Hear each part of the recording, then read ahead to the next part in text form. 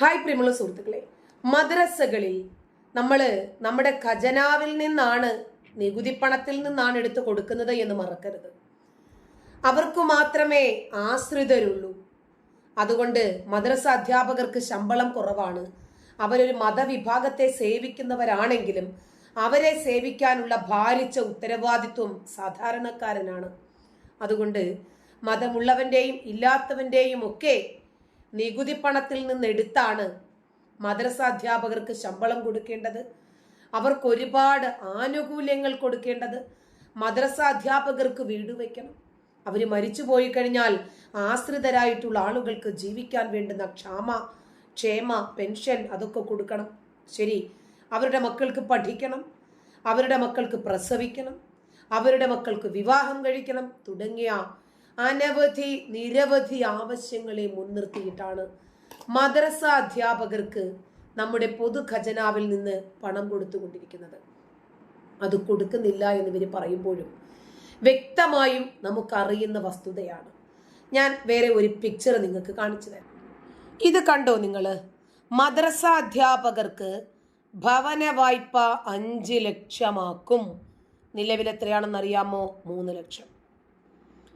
കേരള മദ്രസ അധ്യാപക ക്ഷേമനിധി അംഗങ്ങൾക്ക് സംസ്ഥാന ന്യൂനപക്ഷ ധനകാര്യ കോർപ്പറേഷൻ വഴി നൽകുന്ന പലിശരഹിത ഭവന വായ്പ 5 ലക്ഷം രൂപയാക്കി വർദ്ധിപ്പിക്കുമെന്ന് മന്ത്രി വി അബ്ദുറഹ്മാൻ അറിയിച്ചു. ഇനിയുമില്ല എന്നിവർക്ക് നിഷേധിക്കാൻ പറ്റുമോ? ഇല്ല. പത്രത്തിൽ വന്ന വാർത്തയുടെ അടിസ്ഥാനത്തിലാണല്ലോ ഈ പറയുന്നത്.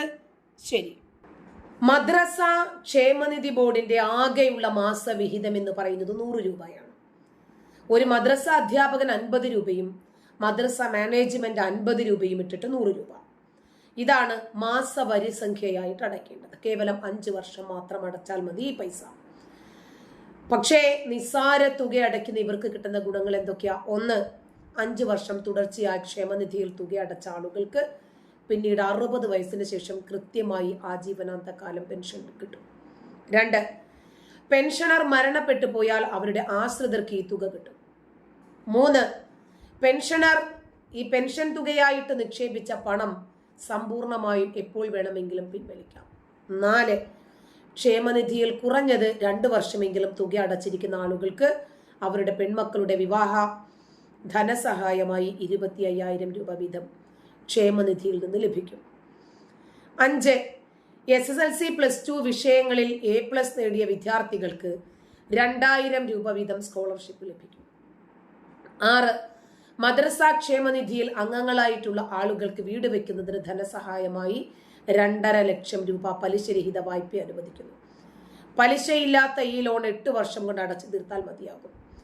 ക്ഷേമനിധിയിൽ 5 വർഷം പൂർത്തിയായ ആരെങ്കിലും മരണപ്പെട്ടാൽ അവർക്ക് 15,000 രൂപയും 5 വർഷം മുതൽ 10 വർഷം വരെയുള്ളവർക്ക് 20,000 രൂപയും 10 വർഷം മുതൽ 15 വർഷം വരെയുള്ളവർക്ക് 25,000 രൂപയും 15 വർഷം മുതൽ 20 വർഷം വരെയുള്ളവർക്ക് 30,000 രൂപയും അതിന് മുകളിലുള്ളവർക്ക് 50,000 രൂപയും മരണാനന്തര സഹായമായി ലഭിക്കും.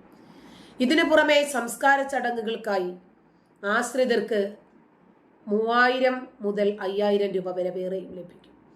8, ഗുരുതരമായ രോഗം ബാധിച്ചവർക്ക് ചികിത്സാ ധനസഹായമായി 25,000 രൂപയും താരതമ്യേന കുറഞ്ഞ രോഗങ്ങൾക്ക് 5,000 രൂപയും ധനസഹായം ലഭിക്കും. 9, ക്ഷേമനിധിയിലെ വനിതാ അംഗങ്ങൾക്ക് പ്രസവ ശുശ്രൂഷയ്ക്കും ചികിത്സയ്ക്കുമായി 15,000 രൂപ വീതവും ലഭിക്കും.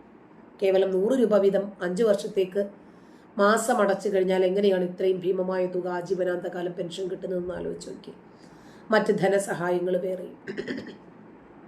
ഒരു സാമാന്യ ബുദ്ധിയുള്ള ഒരു മനുഷ്യന് ചിന്തിച്ചാൽ മനസ്സിലാകത്തില്ല ഇത് കാര്യം. സർക്കാർ ഉത്തരവിൽ പറഞ്ഞിരിക്കുന്ന 4-ാം അനുച്ഛേദത്തിലെ കോർപ്പസ് ഫണ്ടാണ് ഇതിന്റെയൊക്കെ പ്രധാന ആധാരം എന്നാണ് ഇവർ പറയുന്നത്. ഈ കോർപ്പസ് ഫണ്ട് മദ്രസകൾക്ക് കൊടുക്കുന്നത് ആരാ? സർക്കാർ. സർക്കാർ ഉത്തരവ് പ്രകാരം ഇത് നിയമവിധേയമാണോ എന്ന് ചോദ്യം ചെയ്യാൻ പറ്റില്ല.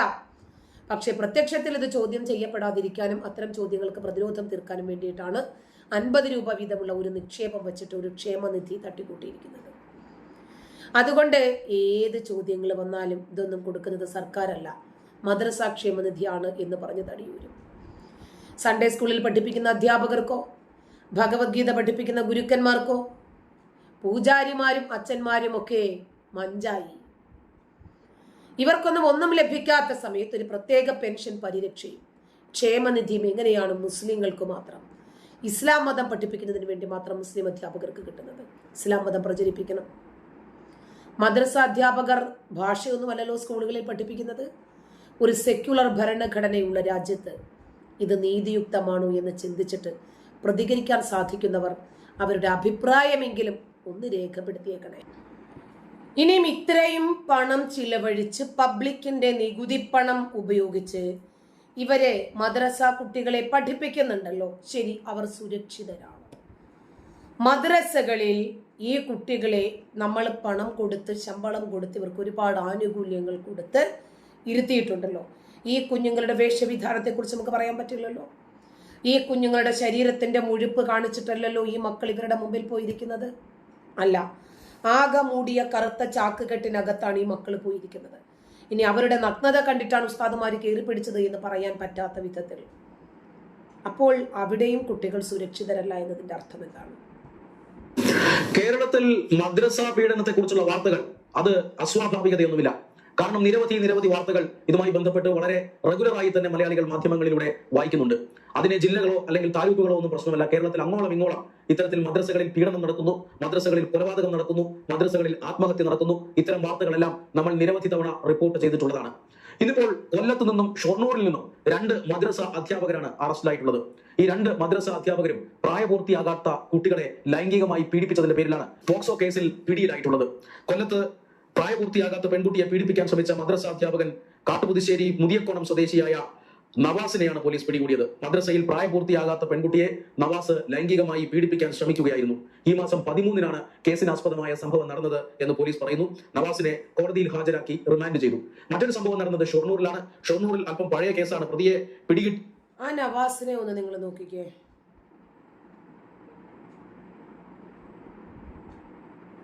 എന്തുകൊണ്ടാണെന്നറിയാമോ ഇങ്ങനെയും കൂടി നമുക്ക് പറയേണ്ടി വരുന്നത്?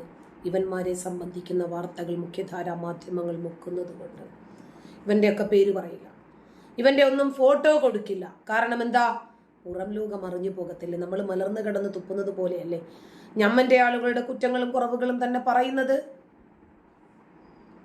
അല്ലെങ്കിൽ ഈ കേസാകുന്നത് ഇപ്പോൾ മാത്രമാണ് എങ്കിൽ പോലും 2022 മുതൽ 2024 വരെ 2 വർഷം ഈ കുട്ടിയെ മദ്രസ അധ്യാപകൻ പീഡിപ്പിച്ചു എന്നതാണ് കേസ്. പ്രായപൂർത്തിയാകാത്ത വിദ്യാർത്ഥിക്ക് നേരെ ലൈംഗിക അതിക്രമം കാട്ടിയതിന് മലപ്പുറം ഊർങ്ങാട്ടേരി സ്വദേശി കൊട്ടക്കടവത്ത് വീട്ടിൽ ഇസഹാഖ് സഹദിനെയാണ്, 51 വയസ്സാണ് ഇയാൾക്കുള്ളത്. ഇസഹാഖ് സഹദിനെയാണ് ഷൊർണൂർ പോലീസ് ഇന്ന് അറസ്റ്റ് ചെയ്തത്. നേരത്തെ സൂചിപ്പിച്ചതുപോലെ 2022 മുതൽ 2024 വരെ കാലയളവിൽ മണാർക്കാട്ടെ സ്ഥാപനത്തിൽ വിദ്യാർത്ഥി പഠിക്കുന്ന സമയത്ത് മദ്രസ അധ്യാപകനായി ജോലി ചെയ്തിരുന്ന പ്രതി ലൈംഗിക അതിക്രമം നടത്തുകയായിരുന്നു. പിന്നീടാണ് മാതാപിതാക്കൾ ഈ അതിക്രമത്തെ കുറിച്ച് അറിയുന്നത്. അതിനുശേഷം പോലീസിൽ പരാതിപ്പെടുകയായിരുന്നു. അതിനുശേഷമാണ് നിയമ നടപടികൾ ഈ മദ്രസ അധ്യാപകനിലേക്ക് നീണ്ടത്. മദ്രസ അധ്യാപകന്മാർക്ക് നേരെ ലൈംഗിക ആരോപണങ്ങൾ ഉയരുന്നത് ഒറ്റപ്പെട്ട സംഭവങ്ങളല്ല. കേരളത്തിൽ വ്യാപകമായി തന്നെ ഇത്തരത്തിലുള്ള ലൈംഗിക ആരോപണങ്ങൾ ഉയരുന്നുണ്ട് എന്ന് മാത്രമല്ല, കേരളത്തിലെ കോടതികൾ ഇതിനോടകം തന്നെ നിരവധി മദ്രസ അധ്യാപകന്മാരെ ശിക്ഷിച്ചിട്ടുണ്ട്. അത് വെറും ശിക്ഷയല്ല, 50 വർഷം, 60 വർഷം, 90 വർഷം എന്നിങ്ങനെ ദീർഘകാലയളവിൽ ഇത്തരം അധ്യാപകന്മാരെ ശിക്ഷിക്കുന്നുണ്ട്. എന്നിട്ടും സമൂഹത്തിന്റെ കണ്ണു തുറക്കുന്നില്ല എന്നുള്ളതാണ് ഏറ്റവും പ്രധാനപ്പെട്ട കാര്യം. അധികാരികളുടെ കണ്ണു തുറക്കുന്നില്ല. മദ്രസ പോലെയുള്ള എന്തെന്നറിയാമോ? ഈ മദ്രസകളിൽ നടക്കുന്ന ഇത്തരം ലൈംഗിക അരാജകത്വത്തെ സംബന്ധിച്ച്, ഉസ്താദുമാരുടെ ഇത്തരം ചിന്താ വൈകൃതങ്ങളെ സംബന്ധിച്ച് നമ്മൾ എങ്ങാനും വാർത്ത റിപ്പോർട്ട് ചെയ്തു പോയാൽ അത് മുസ്ലിം സമൂഹത്തെ മുഴുവനും പ്രതിക്കൂട്ടിൽ നിർത്തുന്നതിന് തുല്യമല്ലേ? സംഘപരിവാരങ്ങൾക്ക് മുസ്ലിങ്ങളെ അടിക്കാനുള്ള വടി വെട്ടിക്കൊടുക്കുന്നതിന് തുല്യമല്ലേ? അതുകൊണ്ട് വിശ്വാസികളെ, നിങ്ങൾ പരസ്പരം നിങ്ങളുടെ ന്യൂനതകൾ മറച്ചു വെക്കുക. എന്നാൽ അല്ലാഹു പരലോകത്ത് നിങ്ങളുടെ ന്യൂനതയും മറച്ചു വെക്കും എന്ന് ഖുർആൻ പറഞ്ഞു. അപ്പോൾ റെഡിയല്ലേ കാര്യം? നന്ദി.